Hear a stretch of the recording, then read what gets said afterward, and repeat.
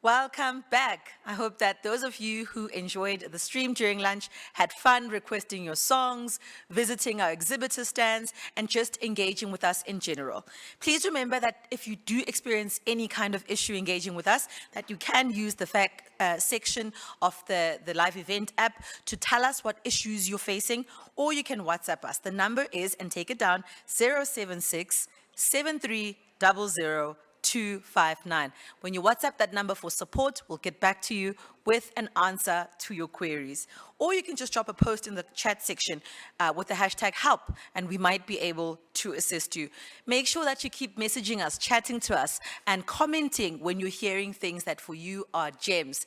This is going to help you win prizes at the end of the day and feature on that leaderboard where you can take away very awesome prizes, from the 1,000 Rand Take-A-Lot voucher to the 750, the 500, the selfie competition, and. We've just got so much for you in store when you engage with us. Now, though, we've got our first speaker for the second segment, and I'm very excited that it's something we can all relate to. We're going to be talking digital literacy, how to be internet awesome. Please welcome, ladies and gentlemen, boys and girls, the first speaker for this segment, Sipho Mtombeni, the Government Affairs and Public Policy Manager at Google Southern Africa. Thank you very much for that warm welcome. Good afternoon. My name is Sipho Mtombeni. As she has said, I am Government Affairs and Public Policy Manager at Google. I'm here to talk to you about being internet awesome. And what does being internet awesome mean? Technology and the importance of the internet cannot be understated in these days. We all need technology for everything that we do, everything that we want to be around on a daily basis. However, having technology and having, for instance, the internet does come with its own responsibilities.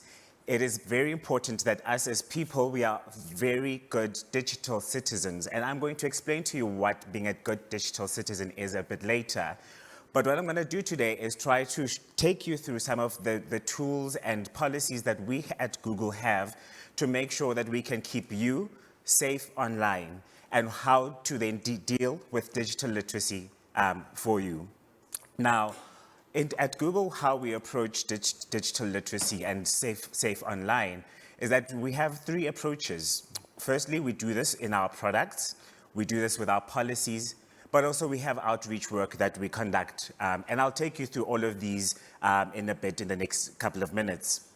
Now, when we're talking about the work that we do, we don't just do this ourselves. We work with a number of partners and experts across the world. The likes of your UNICEF, the Technology Coalition, Sesame Street, and these are all agencies that are in the world that assist us to work and make sure that digital content that we have on our platforms is appropriate and is right for all people. Now, what we have created at Google is a platform for families where all Google users are able to make use of our platform at families.google. You are able to go in there and find the most appropriate content for a kid of any age, for any adult of any age. And these are kind of the initiatives that we are creating and the tools that we've created to make sure that, for instance, children are kept safe online. I'll just take you through some of the products that we have at Google that work towards online safety. The first one and one primary work that we have and primary product that we have is called Family Link. Family Link provides parents with parental controls over their children and the content that their children are able to take in on platforms and online. For instance, with Family Link, a family member or a parent is able to manage the content that their child is able to see. They're able to pre-install certain apps in terms of what is most appropriate for their child, but also they're able to monitor things like the screen time that is being used, manage the content that is purchased online, but also even see, for instance, things like their child's location. With Family Link, we have linked it to other aspects in terms of our products. So we have products like YouTube Kids, which is directed directly at kids below the age of 13, so that they're able to interact and engage with YouTube content, but at the most appropriate level for them. So if you're a parent out here, or if you're a child out here and you are trying to access YouTube, try to make sure that you are of the right age. Remember, YouTube, the main YouTube, is only accessible for people above the age of 13. Only if you're above the age of 13 should you be having a direct YouTube account. If you do not, we recommend that you make use of YouTube for Kids, because that has the most appropriate content for you. Now, with YouTube for Kids, in the same way as I've spoken about Family Link, we have a number of parental controls that are there and which can be used to customize the child's experience or the user's experience to make sure, for instance, that there is approved content that is used. There is a timer that is available so as to make sure that you're not overusing your time in terms of consuming content on the platform, but also other things like content blocking so that inappropriate content can be blocked from your platform. Now, with YouTube as well, what we do have is that we do have YouTube Kids, but there is also a parent-supervised version, which is there, again, to protect kids who are between the ages of 13 and 18. And if a parent wants to make sure that you are able to access YouTube and the content that you want to do, but do so in a manner that is most safe for you, they would do so using the YouTube parent-supervised app. We also have created teacher-approved apps and content on our platforms. Here we have worked with a number of teachers across the world that ensure that the content that we have on there, whether it is basic skills learning and other aspects, is such that it's appropriate. They go and work with us to make sure that there is high quality content that is being provided. They would look at, for instance, the nature of the design. They would interact with the designs itself, visual appeal, the enrichment that it would give a child in terms of the content. And they are then classed in that manner, and we make sure that the most quality apps are being provided, and these are what we would refer to as our teacher-approved apps that are available on our platform. We also, for our most youngest kids and kids below the age of 8, we have what we call Google Kidspace. Google Kidspace really is a platform and a manner in which children below the age of 8 are able to access free apps, games, videos, and other books and material that are most age appropriate for them and are going to teach them the skills that they need to know to be able to survive and to interact on digital platforms. One of the things that is quite important to us at Google is that to make sure that we keep the digital well-being of our users as primary point. What does digital well-being mean, you may say? One of the concerns that comes in this world is that a lot of us spend a lot of hours in our day in front of our screens and not necessarily out in the world being active. And in as much as technology is a great thing for us, I think one of the things that we also try to make sure is that we have a clear balance between having access to digital content, but also being able to unplug and live the world outside. So we have tools such as family screen time, in which families can agree how long to spend, for instance, on a tablet on a daily basis. If it's a 2-hour limit that can be set, they would set a 2-hour limit to make sure that the users and anybody who is interacting with digital content does so, but within a reasonable amount of time. We also have tools and aspects such as Unplug and Good Night, where you're able to put in like a timer that will remind you when it's bedtime and remind you to unplug. One of the important things that we've learned is that a lot of times when people are supposed to unplug, for instance, in the evening, go to bed, a lot of us would still be busy on our phones and working on our phones or sending messages on our phones, whereas with the unplugged tools, you're able to start winding down your evenings in a more reasonable way, than, for instance, an hour before your bedtime without necessarily having to worry about it. One of the other tools then that we do have is Google Workspace for Education. Google Workspace for Education is committed to making sure that we're providing transformative tools to children, to educators, and to schools to make sure that they're able to take advantage of e-learning and distance learning tools that we have. With Google Workspace for Education, we have tools like Google Classroom. They have access to tools like Workspace with the collaborative working environment, and they're able to work remotely, whether collaboratively with teachers, but all within groups as children, as kids. With that, with Workspace for Education, they have access to all of the tools like your task managers, the emails, the calendars, etc., etc. Let me get into our policies that we have at Google in relation to online safety and digital literacy.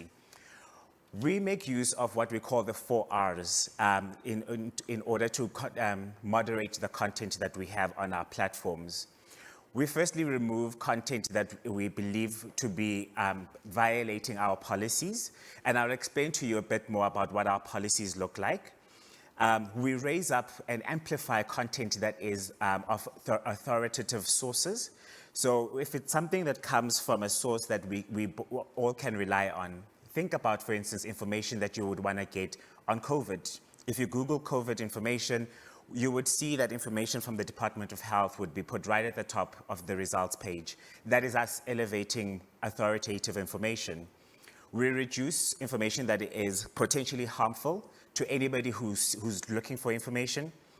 So there are certain results that if you were to able to see them, our concern is that it would be harmful content, and we would push that information down, even physically on the page, the results page itself. And we reward with our last R. We work with content creators and publishers to make sure that they can monetize the content that they have and make sure that they have the options to make money. And this is how we reward our content creators in that regard. Now, I told you about our policies, and one of the key examples of our policies that we have as Google is what we call our YouTube community guidelines. We have community guidelines on most of our platforms, but let's use YouTube as an example. With YouTube, there's a number of rules, and these are the community guidelines that you sign up to when you sign up to our platform. A lot of the community guidelines themselves talk about how we do not accept certain content on our platform. We, for instance, would not accept content that has nudity and sexual content, that is harmful or dangerous, that is of a hateful nature, that is of violence and graphic content. We do not allow harassment and cyberbullying on our platform. And if anybody was to try to upload content that is of such a nature on our platforms, we would remove it, as I've explained from our 4 Rs. We would remove it. We would make sure that we do not elevate it throughout and make sure that nobody is able to access that content. There are also consequences to such that if, for instance, you have a YouTube page that seeks to be hateful, that seeks to be showing violence, that seeks to be harassing and cyberbullying, we would remove your page from our platform because it is contrary to our community guidelines. What we do on a quarterly basis is that we will report on the number of content and the number of videos, for instance, that we would remove off our platform. As you can see from the stats there, we've removed over 4.5 million videos in just the second quarter. So this is from March to June of 2022. And 1.4 million of those were removed on the grounds of child safety. So we take our community guidelines quite seriously, and any violations of such would lead in such being removed or in further consequences, and I'll explain a little bit more about that. We also ensure with our content that if there's content that is of a vulgar nature, content that is not appropriate for people under the age of 18, we're able to make sure that it is age-gated. that our algorithms will pick it up and it will give it an age restriction just to make sure that content that is not appropriate is not being seen by people who should not be seeing it. Also, we allow creators who put up content to age rate their content. But if it's not appropriate, we are able to make sure with our systems that it's able to be appropriately aged. We also have a tool that's called Safe Search. So with Safe Search, when it's on, when you try to search for content that is not appropriate again, it will bring you out and show you the no results for that content. We have worked over the last 20 years with all of these institutions and bodies to make sure that our ability to detect and to see content that is inappropriate is happening sooner rather than later, and making sure that our algorithms and our AI is such that a lot of content is picked up even before anybody can see it. One of the things that we make sure with our partners is that, as I've said, we want to make sure that we detect content that is not appropriate. We're going to report content that is not appropriate. So if there's anything that is illegal that is being put up on our content, we would make sure that we detect it and make sure that we report it to the relevant authorities. We also want to make sure that we deter anybody who also wants to upload inappropriate content on our platforms. We work with, for instance, this is an example of what a unique hash would be once, so that we are able to pick up content that is trying to be re-uploaded. If a picture is uploaded, for instance, we create a unique fingerprint for it, so that if anybody else wants to upload it again, or they're trying to upload it in other platforms, through this fingerprint system, we are able to already detect it and pick it up. And we don't work alone here. We actually have this system, and we've shared it with partners like your Adobe and Reddit and Tumblr, where we are able to then pick up this fingerprinted image across all of these platforms. And we share this information amongst each other as platforms to make sure that we are able to detect and take down this content as soon as it's uploaded. We also make sure that we report on content that is of child sexually explicit material.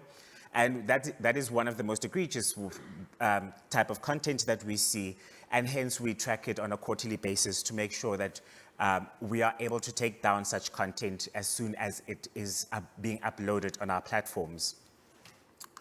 We have systems on our platform that allows for the reporting of child exploitation. So anybody who's using any of our platforms, if you have a concern that a child next to you or somebody in your community is being exploited, there is a link right there that we will share on our exhibitor page that you are able to then report that conduct to. Again, these are just kind of some of the policies that we have within the company to make sure that we are able to protect ourselves and our users from any inappropriate content. How we protect minors on YouTube is that, for instance, we make sure that the comments, if an account belongs to a minor, the comment section of such will be deactivated, and nobody can be able to provide comments to a minor's content, because we've seen that this is how people would come and try to groom minors, and we try to make sure that we reduce their exposure to people that may be coming with malintentions. We also restrict other features. For instance, once an account belongs to a minor, they're not able to go live on their YouTube, because again, here this is a protection that is built into place to make sure that the minors are protected. We work with the Technology Coalition, again, which is a body that's representing a lot of stakeholders in the sector, to make sure that we have an information sharing system between ourselves and a lot of the partners in the tech world, to again make sure that we are protecting children and users against any sexual abuse, for instance, that may take place on our platforms. We also work with NGOs and NPOs who are in the child safety space, and we provide them ad grants so that they are able to share information that is relevant for children that may be exploited and need assistance in that regard. We have transparency policies and in terms of privacy. And with our privacy policies, we ensure that the data of children is protected higher than it is for adults. So children's data, for instance, would not be kept in the same manner as it would be if they were an adult. And we also make sure some of the protections that I've spoken about would be able to come through in that regard. So for instance, children will not be able to, if an account or a YouTube account belongs to a minor, they would not see any personalized ads, again, just to protect them from any information that may be untoward towards them and undue influence. Now, I talked at the beginning about being internet awesome and what that being internet awesome means. And I think this is where I'm going to round up now. We've noticed, obviously, that, as I've mentioned, that the proliferation of the internet and the growth of technology has made sure that a lot of our kids and a lot of us are exposed to technology. You can see the stats there that over 80% of kids have access to tablets in their home already. And these are some of the stats that are coming in the last two to 3 years. However, again, what this means is that since we're all becoming digital citizens, it is important that we are good digital citizens. And what we do at Google is that we have a program that we've referred to as being Internet Awesome. It's based on 5 pillars, and I'll explain to you those 5 pillars of what being Internet Awesome is. Firstly, it says be Internet Smart, which means be aware. Be quite aware of anything that you upload on a platform, anything that you upload on the internet, whether it's a social platform or any way that you're sharing information. You should do so taking into account and knowing what the consequences may be of that conduct. Be alert. Make sure that you are able to pick up from anything that may be any scams, walk away from phishing, but make sure that you are able to moderate and make sure that you are able to check information that's uploaded before you just believe it. Be strong. Again, here it talks about the security and making sure that you are making use of strong passwords, making sure that you're protecting your accounts wherever you may be using them on social media platforms or even on other platforms online. Making sure that you are doing so and keeping the security of your information, making sure you're not sharing information with people you shouldn't be doing. Be kind. Again, here, this is talking about where we don't want to see online bullying. We don't want to see harassment. It's good for this person to see and somebody else, if you're seeing somebody else being harassed online, to stand up for them, but also not to be the person who's now the bully online. Again, being a good digital citizen. The last pillar is being brave. Be brave in order to be able to talk up. If there is inappropriate content that you're seeing somewhere, or you are not sure about what you're seeing, if it's appropriate for you, speaking up. Speaking to the relevant person, whether it's about asking a teacher, it's about asking a parent about the appropriateness of conduct or content that you're seeing, but being brave to have those conversations, even with friends, and asking about kind of the appropriateness of that information. I'm sharing here that we do have resources that are available for educators and for teachers and for families and for the kids themselves in order for them to learn a little bit more about these 5 pillars that I've spoken about. But again, just a reminder as to what they're about. Be sharp, be alert, be secure, be kind, and be brave. All of this drives to being internet awesome. And that's what we want to be able to make sure that everybody is able to do moving forward today. Then just moving just slightly, we have bigger programs as well on YouTube, for instance, where you're able to explore. Exploring YouTube Confidently is another program that we've created that goes on from the pillar of being internet awesome. So if at any point you want to understand a little bit more about how this operates, you can Google the term be internet awesome or exploring YouTube Confidently, and it will take you to that content where you're able to, at your time and leisure, be able to go learn about that. Then in terms of some of the digital literacy programs that we have a program called CS First. Again, a lot of these programs are available for free without charge, so that here with CS First, this teaches coding and computer sciences to kids who have not learned it before, even to teachers who have not learned it before. They're able to go into the platform, and I've shared there a link. You're able to go and teach yourself some aspect on computer science at the leisure of your own house. Again, this is us understanding that the digital era is causing us to have careers in this line, and these are easier ways for us to make sure that we can impart skills to the relevant people and to the youth of tomorrow that are able to then improve their skills in that regard. But also, we haven't forgotten about kind of our parents and our teachers as well. We have courses that are there for educators, for instance.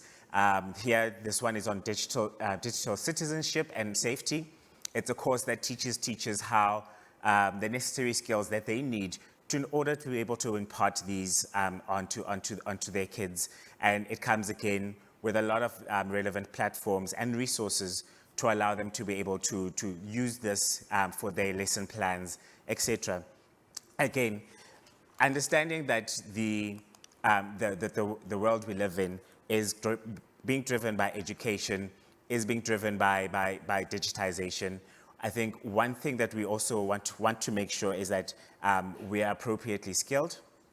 But driving again, my point again is just making sure that we are citizens in this world and keeping each other safe online. And yes, I think with that, I am done. Thank you so much.